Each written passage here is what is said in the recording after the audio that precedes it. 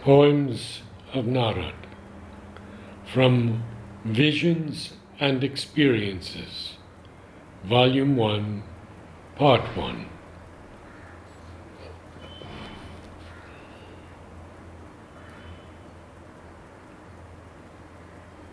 New man emerging. Flesh upon ingenious rack of bone am I, neighbor to the galaxies, and in my fragile house of form, alone, wed to earth and God's infinities.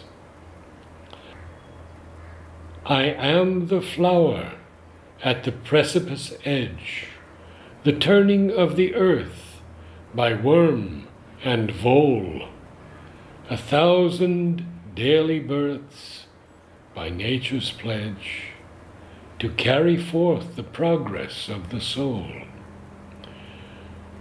Blindly I grew, and largely unaware of other selves, satellites of my sun, yet foundered not, for the angel of God was there, to guide and to protect a work begun in former lives and wrought through pain and death, that waking now I might participate, as conscious man inhale a conscious breath, and on the future body meditate. Now the consecrated life begins, emerging from the chrysalis of night, throwing off my virtues and my sins. I spread abroad my gossamer wings of light.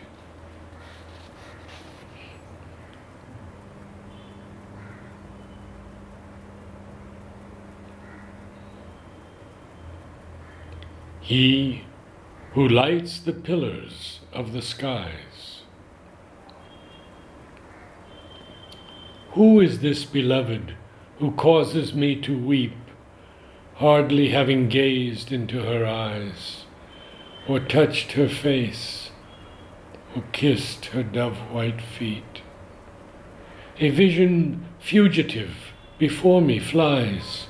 I cannot see the person for the dream, and all the world is filled with memories of one who came to me on that dark night, one whose bearing spoke of death's demise and dawns to come with amethystine skies. Is this she who once I saw in human dress, seated, throned upon a golden dais? Those who would climb above the world's duress, no sincerity of soul her love denies. The mother of all lives, creatrix she, and he who lights the pillars of the skies.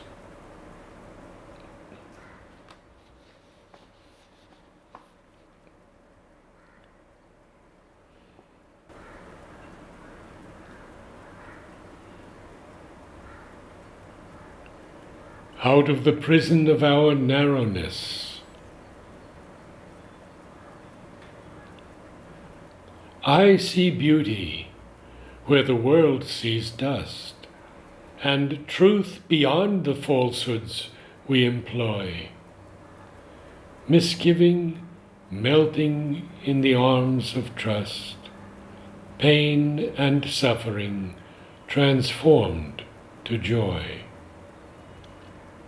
I see the breaking of the ego shell that gave us strength and formed identity, but now confines us in a corporeal cell and keeps us other than we ought to be.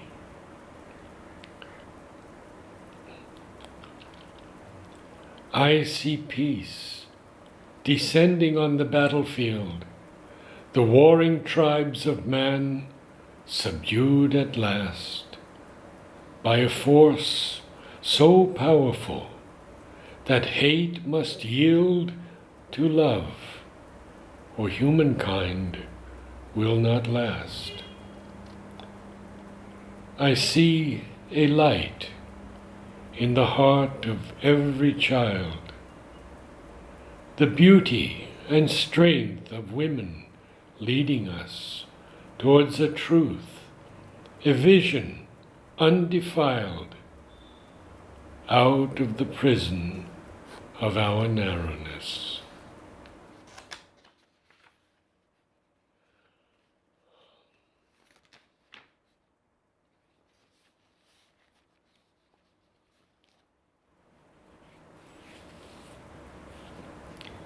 The Avenging Angel.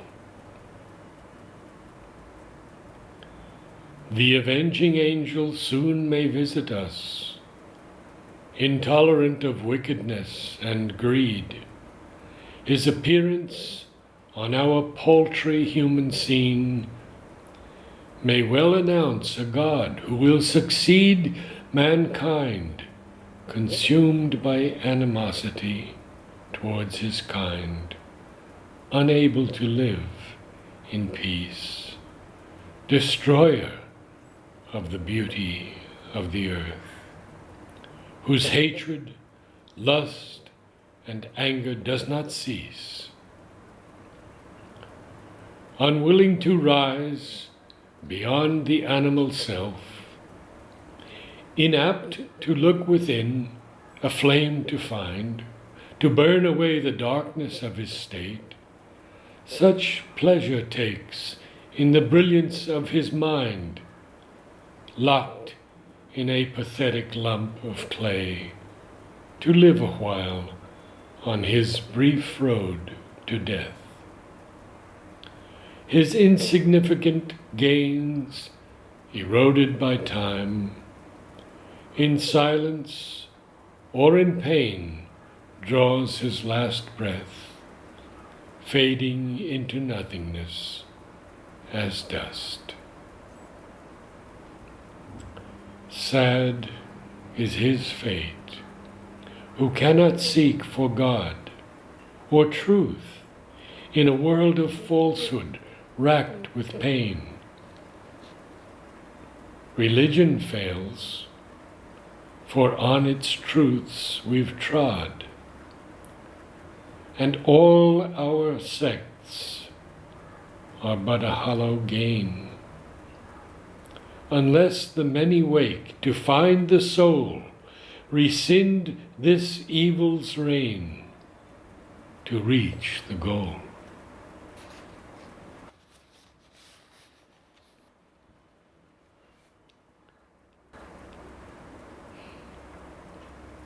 Krishna, beloved.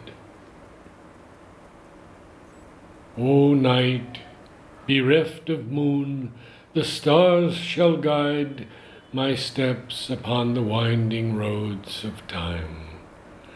No taint of darkness ultimately can hide, nor veil from sight the mystery sublime.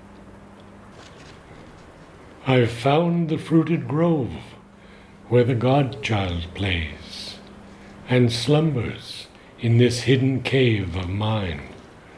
Opening late the secret book of days, I befriended him as I cleansed the vaulted shrine.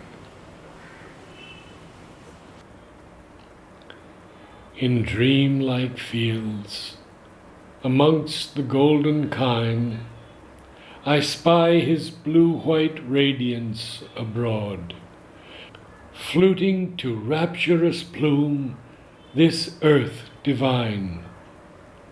Krishna, beloved, friend and guide and Lord.